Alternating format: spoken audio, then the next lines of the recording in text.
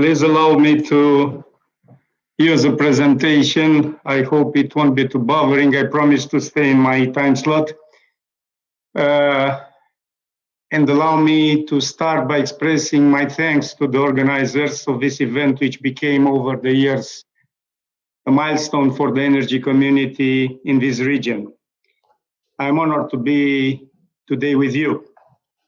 My presentation, it's about the challenges that both COVID crisis and the Green Deal are bringing to the Romanian energy industry, and hopefully about bringing some ideas on how to solve some of these challenges. And just allow me by starting in a couple of slides to recap what Green Deal is and what is the level of ambition this new paradigm represents for all Europe. And of course, it can be better than taking the definition that the president of UE, Ursula von der Leyen, gave to the Green Deal back in December 11th, 2019. However, I think it's worth to stress two dimensions: the level of ambition and the complexity of this transformation that is based on 50 actions for 2050, so that we can reach at least an 80% reduction of the greenhouse gas emissions compared to 1990 level. Green Deal, it's fundamentally about finding the resources to deploy the 8 pillars you see on the screen, but mostly it's about leaving no one behind. And that is even more true for Eastern European countries that joined UE in the last years. At the center of this transformation is the energy industry, and that is for the simple fact that the energy industry is responsible for almost 75% of the greenhouse gas emissions, and it's about the challenge on how to make it carbon neutral by 2050. And of course, it's about, at the end of the day, how to make it work, so financing this transition. What are the targets? Well, they're well known, but I would still point two things. The intermediary milestones, as you know, for 2030, they're about the 32% RES share in the total electricity output, about 32.5% target for the energy efficiency increase compared to the baseline scenario, and it's about a minimum 40%, and I'd stress the word minimum, for the CO2 emission target reduction, because there are more and more, let's say, voices that are urging EU to take even higher ambition levels, up to 55%. And that is particularly important because most, if not all, the national energy and climate plan are now based on the 40% scenario, and at least this is true for Romania. So an increase to 55% will somehow change the paradigm we're thinking in to reach those targets. The roadmap for the energy industry implies, as you can see in the slide, basically a vision of all the directives of the industry, plus new rules in place, like the carbon border adjustment mechanism, but not only. And I insist on this because this will require a significant effort of adaptation to all the industry players. Now coming back a bit to, let's say, to the ground, I will just briefly give you some figures of how COVID-19 crisis is impacting the Green Deal, but also I would insist on the chance of restarting the Romanian economy with the 80 billion plan agreed at European Union level. the COVID-19 crisis brought an unprecedented drop of the world economy, experts claiming that this is the worst crisis in the last 150 years and most probably the worst after the World War II. IMF in April was estimating a drop of 3% of the world GDP, but only 1 month after, the World Bank, it's almost doubling the figure to 5.2.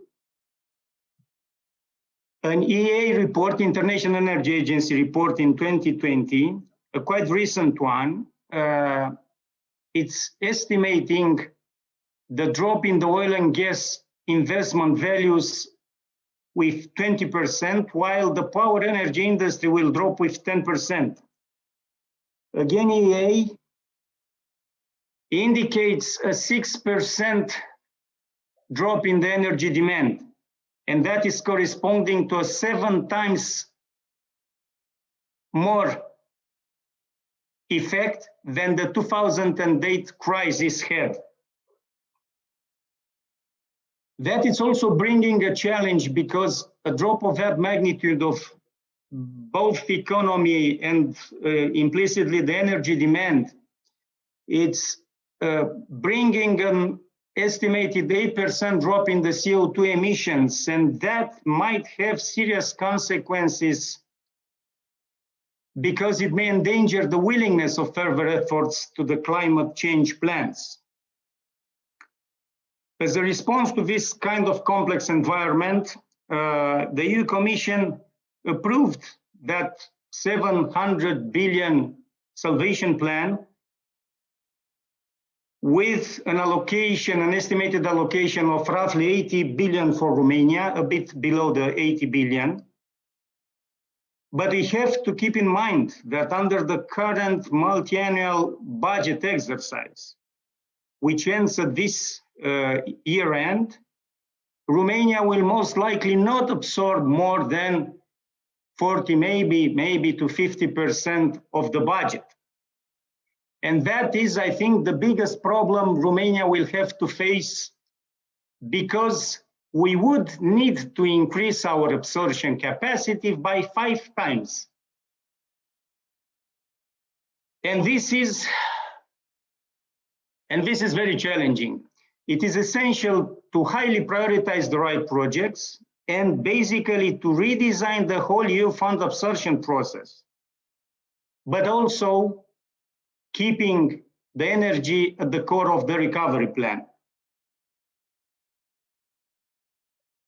The energy directives is somehow central to all the industry, and the magnitude and complexity of this new set of rules is briefly presented on the slide, but that fundamentally will be a test to the capacity of adaptation of both company, but also, as you already mentioned, to the regulatory authorities. I'll give you only 4 examples from the slide that are fundamental to understand how this new energy world will work. First, no intervention of authorities in price setting, no limits to market price, no curtailment to RES and high efficiency HPs. In case you do it, you will be obliged to pay compensation to the market price. And last but not least, to encourage innovation, digital, smart metering, smart grid, etc. All this picture raises 3 fundamental questions. Will Romania have the necessary mechanism in place to manage and use these funds? Second, what % of the envisaged 33, in fact now the last figure is 30 billion, will be allocated in the national recovery plans, to which industry and under which principles? And last but not least, what safeguards will Romania put in place in order to ensure that no funds are lost?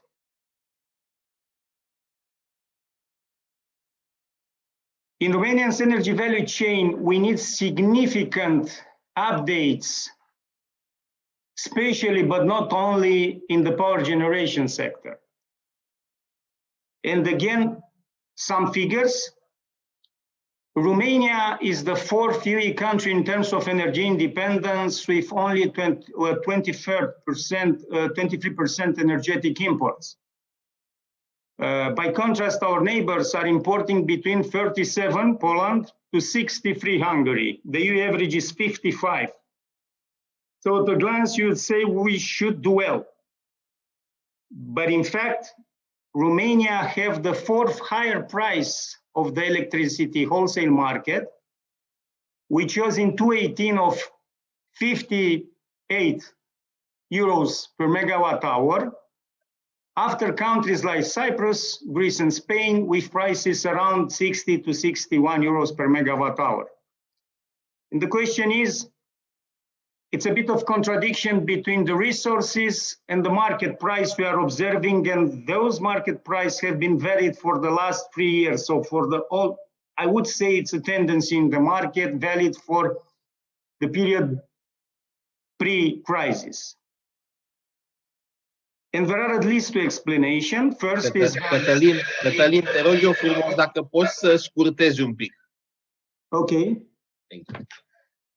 Romania has the smallest capacity of interconnection, the third smallest capacity in Europe, 4% Poland, 6% Spain. And most important, we have the oldest, one of the oldest generation fleets, with 70% of the generation fleet older than 30 years, while 40% of the demand is covered by fossil fuels. So there is an urgent need for pragmatic strategy, right mechanism, and execution capacity to align these discrepancies to the Green Deal goals. I won't insist on the next slide. I would insist, however, on the conclusion. Thank you. Thank you very much. Romania needs to incentivize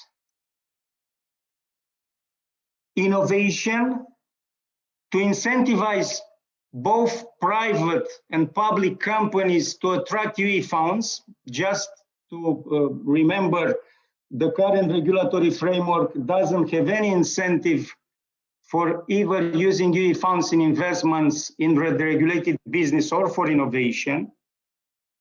We need a very ambitious plan. We have a very ambitious plan of adding 7,000 megawatts RES to the existing capacity, which is basically 2 times more than we already developed by now.